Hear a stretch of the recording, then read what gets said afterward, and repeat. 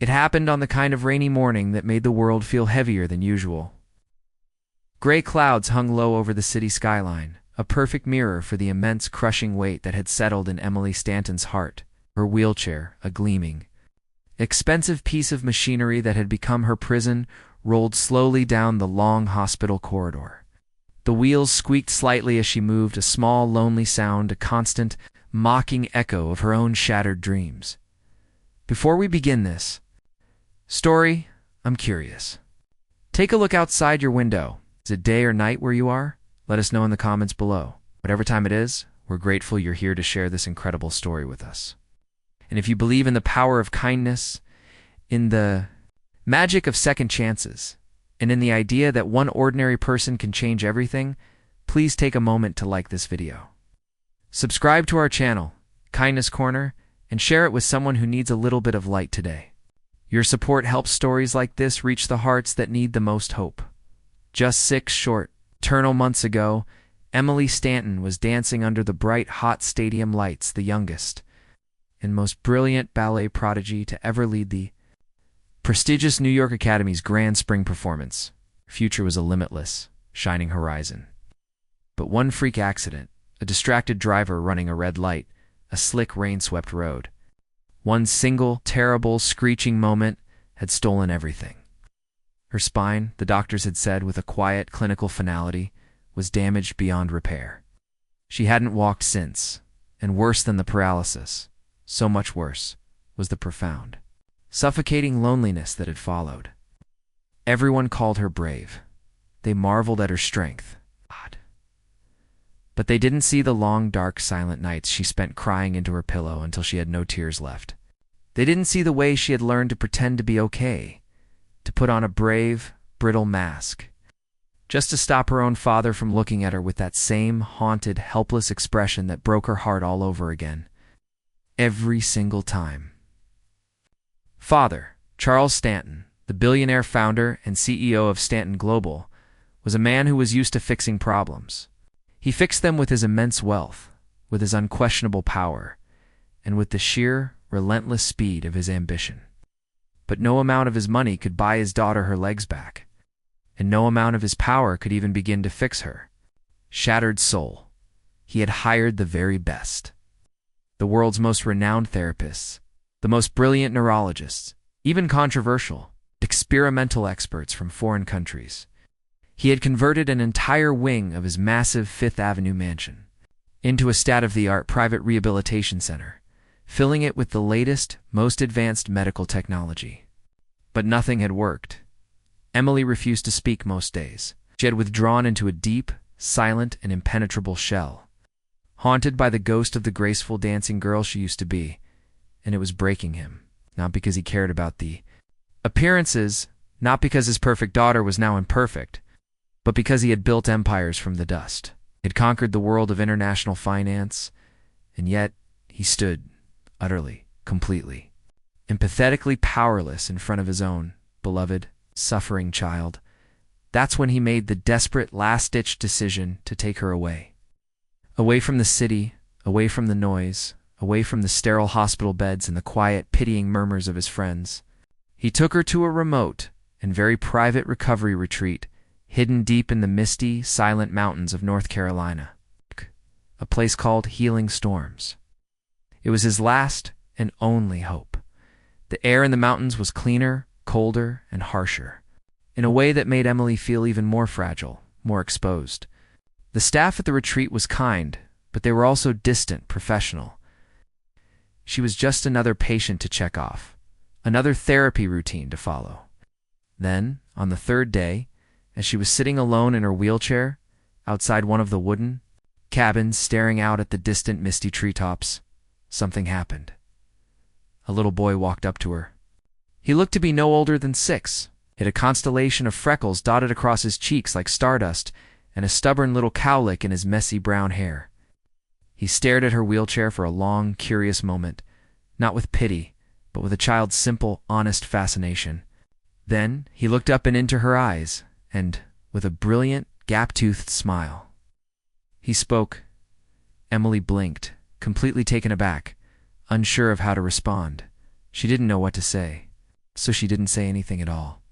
The little boy then turned and pointed toward a large, beautiful greenhouse nearby, where a man in worn, faded jeans and a simple navy blue t-shirt was tending to a row of flowering plants.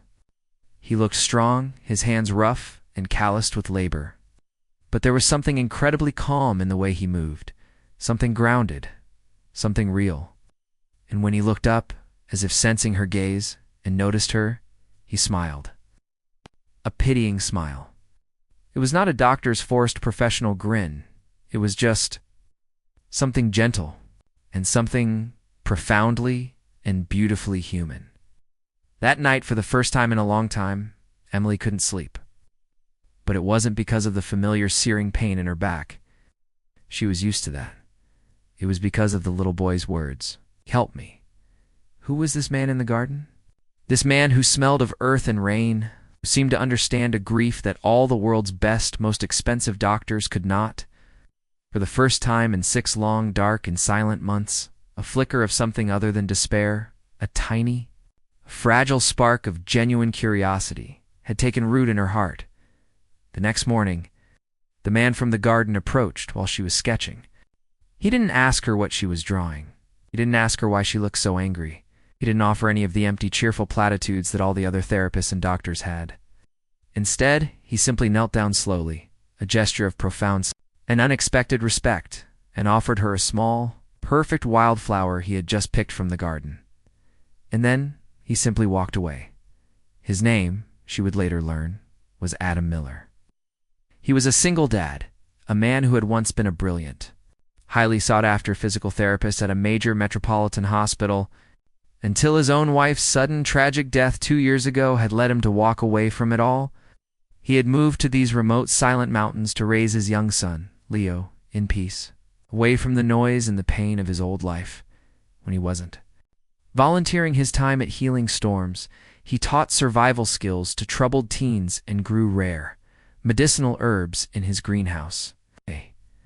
But what no one, not even the staff at the retreat, fully knew was that Adam had a gift, a profound, almost mystical ability to connect with his patients on a deep emotional level, long before he ever asked them to move a single muscle. He didn't treat the injury, he treated the person. It took Emily weeks to let him near her. She fought him with a cold, hard silence. She fought him with a sharp, cutting sarcasm. She fought him with slammed doors. But Adam didn't push. He just waited. He would sit on the grass near her deck while she painted, not speaking, just sharing the quiet space with her. He would bring his son Leo to work in the small garden just outside her cabin, their soft, happy laughter, a gentle, constant presence in her lonely world. Slowly, almost imperceptibly, the thick, icy walls she had so carefully built around her heart began to thaw. She found herself, against her own will, talking to him. First, just a single, grudging word, then a full sentence. And then, one day, she found herself laughing. A real, genuine, and almost forgotten sound. And then, finally, one quiet, rainy afternoon, she found herself crying, telling him everything, pouring out all the pain, all the grief, all the rage that she had kept locked away for so long. And he just listened, his presence a calm, steady anchor in the storm of her emotions. She didn't respond. But for the first time, she didn't look away either. Later that week, she finally, and with a terror that was almost paralyzing, agreed to let him try something new, something unconventional. He designed a therapy that was not centered around cold, sterile machines, but around the warm, living power of memory.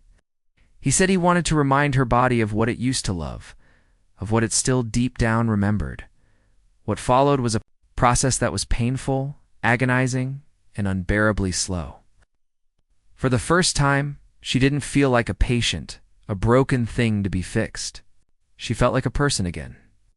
And then, one morning, for the very first time in 6 long, dark, and hopeless months, as Adam gently, and with an almost impossible strength, supported her waist and said, "Let's just try to stand. Together." Her legs didn't scream in a hot, agonizing protest. They trembled. Yes, they shook with a violent, terrifying weakness. But they did not give out.